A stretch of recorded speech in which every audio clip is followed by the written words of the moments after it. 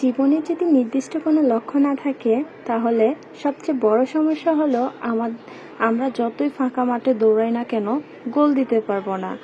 তাই আমাদের সবার উচিত জীবনে একটা নির্দিষ্ট লক্ষ্য রাখা। কারণ আমার যদি লক্ষ্যই না থাকে যে আমি এটা করতে পারবো ওইটা করতে পারবো, তাহলে আমরা জীবনে কিভাবে উন্নতি করব, তাই না? আসসালামু আলাইকুম everyone, welcome back to our channel. কাছে এবং দূরে যে যেখানে আছেন আশা করছি সবাই ভালো আছেন। আজকে নতুন আরেকটি ব্লগ নিয়ে চলে এসেছি। তো প্রথমেই দেখতে পাচ্ছেন এখানে আমি ড্রাগন ফল কেটে নিয়েছি। তো এগুলো হচ্ছে আমাদের গাছের ড্রাগন ফল, আমার শাশুড়ি আম্মা ছাদে লাগিয়েছিল। তো মাশাল্লাহ এবার 6-7টা ড্রাগন ফল খেতে পারবো। তার মধ্যে 2টা পেকে গিয়েছে, তো বাসায় নিয়ে আসা হয়েছে। তো বাচ্চারা দেখে খুবই খুশি হয়ে গিয়েছে, বলতেছে আমাদেরকে এটা তাড়াতাড়ি কেটে দেন। আর 2-3টা ফল বাচ্চারা ছাদে খেলতে গিয়ে নষ্ট করে ফেলেছে। তো সমস্যা নেই, আল্লাহ তাআলা চাইলে আবার খেতে পারবো। তো যেহেতু নতুন গাছ, এর আগের বছর 2টা দিয়েছিল, এবার 8-9টা এসেছে, তার মধ্যে মনে হয় 6-7টা টিকবে। তো এখানে ড্রাগন ফল সবাইকে কেটে দিয়েছি। মাশাআল্লাহ খেতে খুবই খুবই মজা হয়েছিল। আমার ছেলে সাইম, ওকে আলাদা করে দিয়ে দিচ্ছি। আজকে আপনাদের সাথে আমি আমার মাসের যে বাজারগুলা সেটা শেয়ার করব, বিশেষ করে মাছ মাংসের বাজার। সবজি তো আর এত এনে রেখে দেওয়া যায় না, নষ্ট হয়ে যাবে। তো এবার মাছ মাংসের বাজারটাই আপনাদের সাথে শেয়ার করব, কিভাবে আমি সংরক্ষণ করে রাখি এবং কয়েক দিনের জন্য নিয়ে আসা হয়েছে। তো এখানে দেখতে পাচ্ছেন মুরগি আনা হয়েছে প্রায় 12 কেজি। আর এখানে হচ্ছে পাঙ্গাস মাছ, আমাদের ঘরে সবারই খুবই পছন্দের, বিশেষ করে বাচ্চারা। আমিও বাদ নেই, কারণ আমার কাঁটাওয়ালা মাছ কেন জানি খেতে ভালো লাগে না, যত দামি মাছই হোক না কেন। তো আমার শ্বশুর শাশুড়ি ছাড়া বাকি সবাই আমরা খুব পছন্দ করি। তো এখানে মাছটা পাঙ্গাস মাছ আনা হয়েছে, এখানে কই মাছ। তো আন্টি কিন্তু কাটতে বসে গিয়েছে। তো এখানে আন্টি কই মাছগুলো কেটে নিচ্ছে, কারণ এগুলো আজকে রান্না করব। প্রায় 15-16 দিনের মতো মাছের বাজার আনা হয়ে গিয়েছে, হয়তো আরও বেশিও যেতে পারে, কারণ প্রতিদিন তো আর মাছ খাওয়া হবে না, এর জন্য আর কি। তো এখানে মাছগুলা বানানো হচ্ছে, আর ওই পাশ থেকে আরও আনা হয়েছে এখানে চিংড়ি মাছ। এই তো মাশাআল্লাহ চিংড়ি মাছগুলো কিন্তু খুবই সুন্দর ছিল। আর এখানে আমার ননদ বসে বসে করলাগুলা কেটে নিচ্ছে, আর আমি মাছের বাজারটা গোছাচ্ছিলাম। তো আন্টি মাছ বানাচ্ছিল। তো সবাই হাতে হাতে কাজগুলো করে নিচ্ছি, কারণ কাজ আজ অনেকটাই বেশি, কারণ যেদিন বাজার আনা হয় ওই দিন ঘর দোর একদম এলোমেলো হয়ে থাকে। তো একা হাতে সব কিছু করা সম্ভব নয়। তো এদিকে আমার ননদের করলা ভাজির জন্য ভাজি করে কেটে নিচ্ছে, আর এদিকে আমি মাছের বাজার গোছাচ্ছি। তো এখানে তো চিংড়ি মাছগুলা, আর এখানে হচ্ছে কই মাছ, সরি শিং মাছ। তো এগুলো এখন ঢেলে নেব। মাশাআল্লাহ শিং মাছগুলো এগুলো হাইব্রিড জাতের। শিং মাছগুলো খুবই বড় বড় ছিল। তো এই বড় শিং মাছগুলো কিন্তু তরকারি দিয়েও রান্না করে খাওয়া যায়। আর যেগুলো দেশি শিং মাছ ওগুলো তো ছোট ছোট হয়, ভুনা না করলে ভালো লাগে না। তো দেখতেই পাচ্ছেন সবগুলো তাজা তাজা ছিল। আর ব্যাগ ছিঁড়ে ব্যাগের ভিতর অনেকগুলো ছিল, তো এগুলো ধরতে সাহস পাচ্ছিলাম না, তো ব্যাগ সহ এখানে ঢেলে দিয়েছিলাম। আর এখানে দেখতে পাচ্ছেন আমাদের সবচেয়ে ছোট সদস্য, উনিও চলে এসেছে আমার সাথে মাছের বাজার গোছানোর জন্য। তো ওকে যতই বলতেছি তুমি এখান থেকে সরে যাও, কিন্তু ও সরতেছিল না। আর এই তো এখানে পেঁয়াজগুলো ঢালা হয়ে গিয়েছে, তো পেঁয়াজও আনা হয়েছিল একসাথে। আর এখানে শিং মাছগুলো মারার জন্য এখানে লবণ দিয়ে দিচ্ছি। লবণ দিয়ে শিং মাছগুলো মারলে খুব ভালো হয়। আর এদিকে আমার ননদ যা আছে নিপাফা সবগুলো জিনিস গুছিয়ে নিচ্ছে। শুকনা বাজার যেগুলো ওইগুলো হাঁড়িতে ঢেলে নিচ্ছে, কারণ এখন পলিথিনের খুবই দরকার। বা পলিথিন না থাকলে মাছের বাজার গুছাবো কি করে, আমরা আবার বক্সে রাখি না, এভাবে পলিথিন করে প্রতিদিন যত পিস লাগবে অত পিস করে করে রেখে দিচ্ছি। আমরা সাধারণত বাঙালিরা এইভাবেই রাখি, মাছ মাংস পলিথিনে করে রাখা হয়। যাদের ছোট সংসার, ছোট ফ্যামিলি, তারা হয়তো ফ্রিজ জায়গাও বেশি থাকে, তা বক্স বক্স করে রাখতে পারে, কিন্তু আমাদের আসলে এভাবে রাখা হয় না। তো দেখতেই পাচ্ছেন আমি প্রতিদিনের রোজকার অনুযায়ী এভাবে মাছ প্যাকেট করে রেখে দিচ্ছি।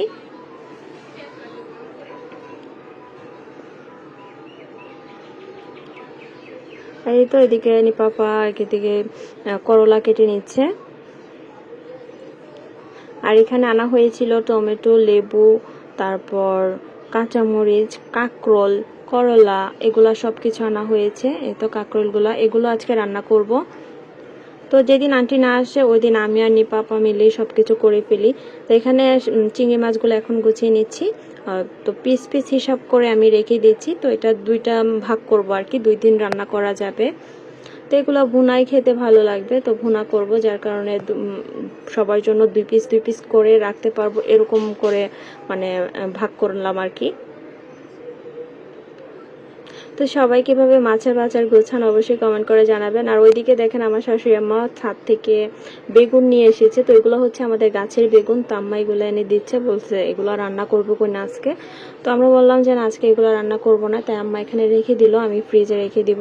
তো এই তো এখানে মাছের বাজার এখানে নিয়ে নিয়েছি, সবকিছু পলিথিনে করে নিয়েছি। এখন এগুলো আমি ফ্রিজে রেখে দিব। তো ফ্রিজে দেখতে পাচ্ছেন মোটামুটি জায়গা একটু কমই, কারণ দুধের বোতল ছিল, এগুলো পরে আমি নামিয়ে নিয়েছি। আর এখানে ভাত বসিয়ে দিয়েছিলাম।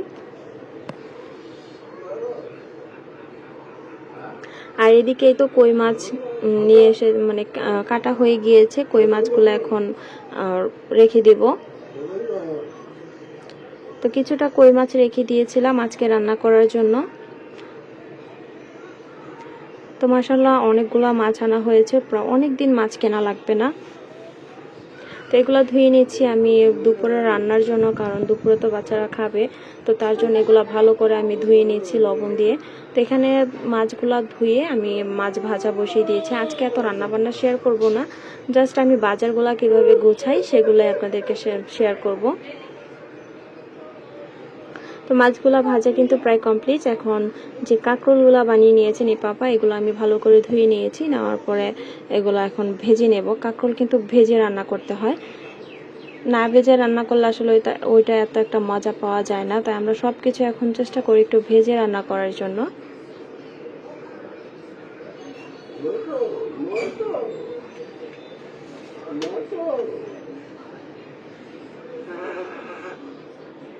তো এই তো কাঁকরোলগুলো আমি ভালো করে ভেজে নিয়েছি। তো আমার ব্লগগুলো আপনাদের কাছে কেমন লাগে অবশ্যই কিন্তু কমেন্ট করে জানাতে ভুলবেন না। আসলে আপনাদের মানে ভালো লাগবে সেটাই কোনো মানে চেষ্টা করি কিছু দেওয়ার জন্য আর কি। যেগুলো বাসায় র্যান্ডম করা হয় সেগুলো আপনাদের সাথে শেয়ার করে, এক্সট্রা কোনো কিছু আসলে করাও হয় না, আপনাদের সাথে শেয়ারও করতে পারি না। তো যে সেই আর কি। তো পাশের চুলায় আমি এখানে মশলা কষিয়ে নিয়েছি তরকারির জন্য। তো মশলাটা কষানো হয়ে গিয়েছে, এখন আমি কাঁকরোলগুলো আলুগুলো দিয়ে দিলাম। আলুও কিন্তু আমি ভেজে নিয়েছি।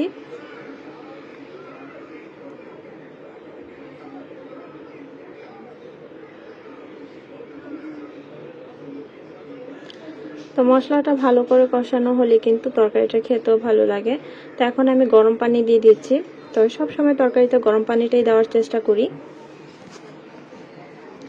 আর এখানে আমি করলা ভাজি করব পাশের চুলায়। এখানে পেঁয়াজ, আদা, রসুন বাটা, তারপর একটু হলুদ দিয়ে দিয়েছি। দেওয়ার পরে এখানে করলাগুলো দিয়ে দিয়েছি, করলা এবং আলু এগুলো দিয়ে ভালো করে ভাজি করে নেব একদম লাল করে। তো আমাদের বাসায় কিন্তু একদম লাল করে ভাজি খাওয়া হয়। আমরা যেরকম সবুজ সবুজ মানে আমার বাবার বাসায় আমরা এরকম একটু সবুজ রেখে খাই ভাজিটা, কিন্তু আমার শ্বশুরবাড়িতে একদম ভিন্ন। এখানে করলা একদম লাল করে ভাজা হয়। করলা না যে কোনো ভাজি লাল করে ভাজতে হয়। আর এখানে আমার নিপাপা এখানে মুরগি বানিয়ে নিচ্ছে, যেহেতু আমি রান্নার কাজ আর ওইগুলো সামলাচ্ছি, আমি আর এগুলো কাটাকুটিতে ধরতে পারছি না। তো এগুলো সব আমার ননদি কেটে দিচ্ছে আর আমি প্যাকেট করে নিচ্ছি। বললাম না আজকে 3 জনে মিলে কাজগুলো করা লাগছে, কারণ কাজ বেশি ছিল এর জন্য। তো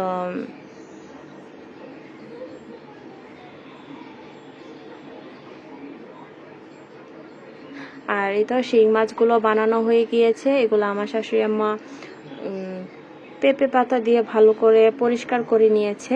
নেওয়ার পরে এখন এগুলো আমি ভাগ করে রেখে দিব, 5টা 6টা করে এক একটা ব্যাগে নিয়ে নিব, কারণ মাছগুলো অনেক বড় ছিল।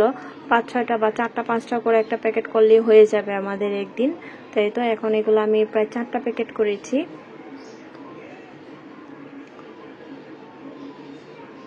তো তো দেখতে পাচ্ছেন এভাবে মানে গনে প্যাকেট করলে হয় কি আমরা রোজ যেটুকু রান্না করতে পারবো ওইটুকুই নামাতে পারবো, সমস্যা নেই। আর মাছ একদম ধুয়ে বা মাছ মাংস কোনোটাই আমি ভালো করে ধুয়ে রাখি না, কারণ পরে আর এটা টেস্ট থাকে না, যার কারণে আমি এভাবেই রেখে দিই। আর এখানে প্রায় 10 কেজির মতন তেলাপিয়া ছিল। তেলাপিয়া মাছগুলো আমি আবার ননদ দুজনে মিলে কেটে নিয়েছিলাম, নেওয়ার পরে এখন এগুলাকে প্যাকেট করে নিব। আর এই তো এদিকে কাঁকরোলগুলা মানে একটু সিদ্ধ হয়ে গিয়েছে, এখন মাছগুলা দিয়ে দিলাম। আর এদিকে করলা ভাজিটাও প্রায় হয়ে যাচ্ছে, সিদ্ধ হয়ে গিয়েছে, এখন শুধু লাল হওয়ার বাকি, কারণ লাল না হলে কেউ খাবে না, এর জন্য বাচ্চারাও খেতে চায় না। যদি একটু লাল লাল হয় তখন ওরা একটু মুখে দেয় আর কি। আর এদিকে কাজের আন্টি সব কিছু মানে পরিষ্কার করে নিচে ফ্লোর মানে মুছে নিচ্ছে প্রতি ঘর। আর আমি এদিকে কিছু থালা বাসন জমি ছিল, এগুলা ধুয়ে নিচ্ছি, কারণ মাছ মাংস যেহেতু এগুলার ভিতরে নেওয়া হয়েছে তো এগুলো ময়লা হয়ে গিয়েছে, এগুলো আমি ধুয়ে নিচ্ছি।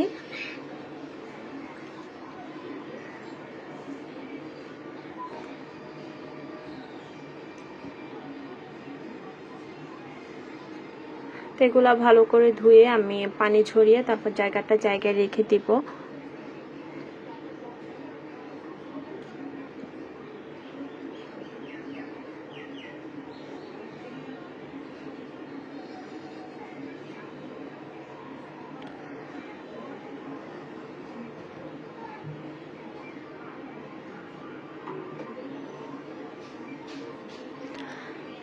তো এই তো আজকের এই ব্লগটা আপনাদের কাছে কেমন লাগলো কমেন্ট করে কিন্তু জানাতে ভুলবেন না। তো এখানে দেখতে পাচ্ছেন অনেকগুলো হাঁড়ি পাতিল মানে হাঁড়ি বল বাটি এগুলো জমেছে, এগুলো আমি মেজে নিয়েছি।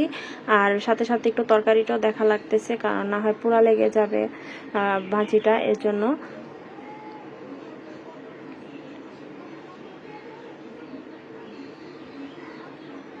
আসলে জীবনে নির্দিষ্ট একটা লক্ষ্য থাকা দরকার। আমরা যারা জীবন নিয়ে কোনো কিছু ভাবি না, কোনো কিছু মানে বোঝার চেষ্টা করি না, তারা আসলে জীবনে কিছুই করতে পারবো না।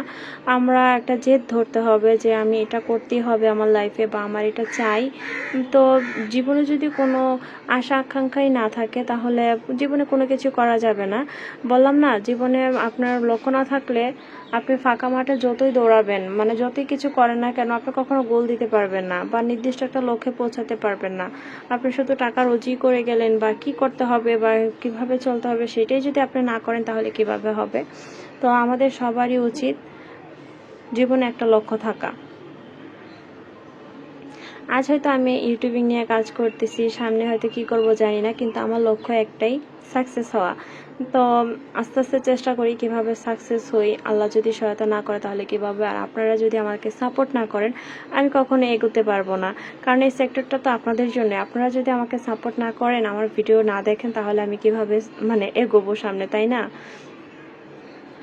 এই তো এখানে ভাজিগুলো হয়ে গিয়েছে, মানে লাল প্রায় হয়ে আসতেছে, আর এখানে তরকারিটাও প্রায় হয়ে গিয়েছে।